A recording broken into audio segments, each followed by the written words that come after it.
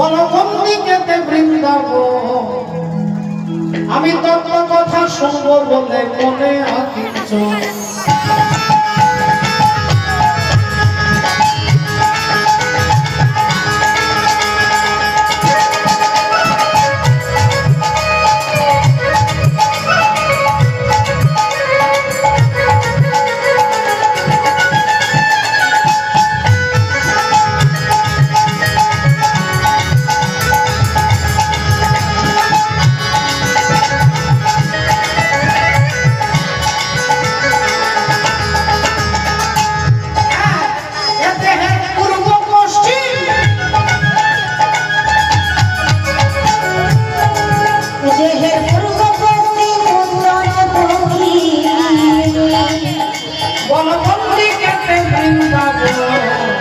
আমি তোমাদের কথা শুনবো বলে মনে আঁকিছ, কথা শুনবো বলে মনে আঁকিছ।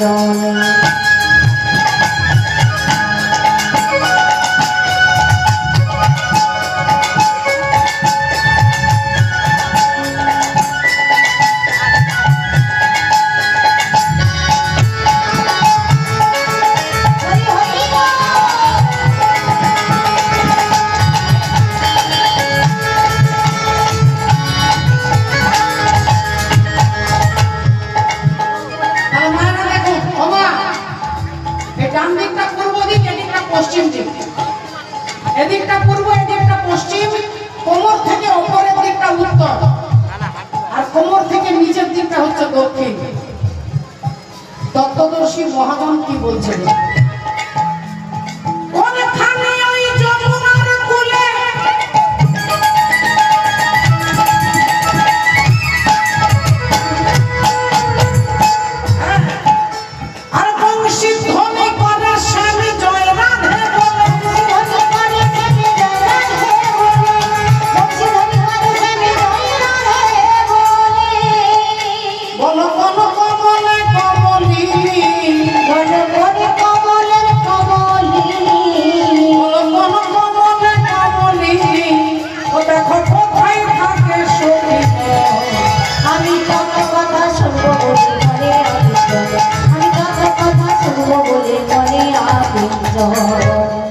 চূড়ামধ্যে চূড়ামণি ব্রহ্মবাসের স্থিতি, পাঠ মধ্যে মহাবিষ্ণু করেন বসতি।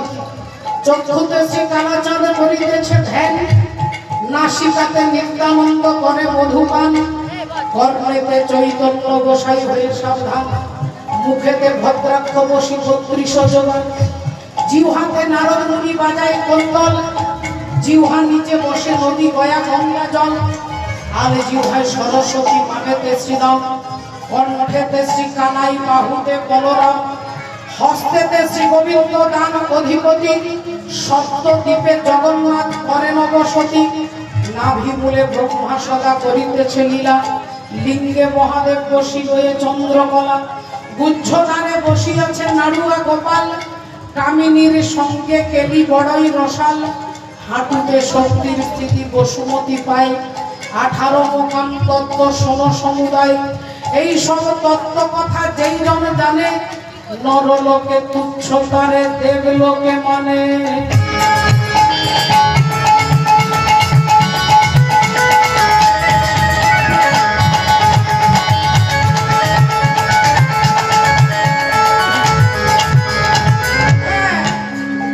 কোনখানেতে হয় গো মহারাস,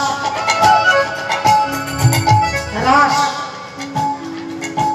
এখানে সব মায়েরা জানেন বৃন্দাবন কত ক্রোশ মা? 84। কারা কারা 84 ক্রোশ পরিক্রমণ করেছেন একটু হাত তুলে দেখান মাগো। যারা করেছেন তার পায়ে ধরে আমার প্রতি প্রণাম, কারণ আমি নিজেই করি, আমারই করা হয়নি। যারা করেছেন তার চরণে আমি মাথা ঠেকিয়ে প্রণাম করছি দূর থেকে। এটা গোবিন্দের অপার কৃপা। 84 ক্রোশ বৃন্দাবন। আচ্ছা, বৃন্দাবন আমার দেহের মধ্যে আছে, তাহলে আমার দেহটাও নিশ্চয় 84 ক্রোশের।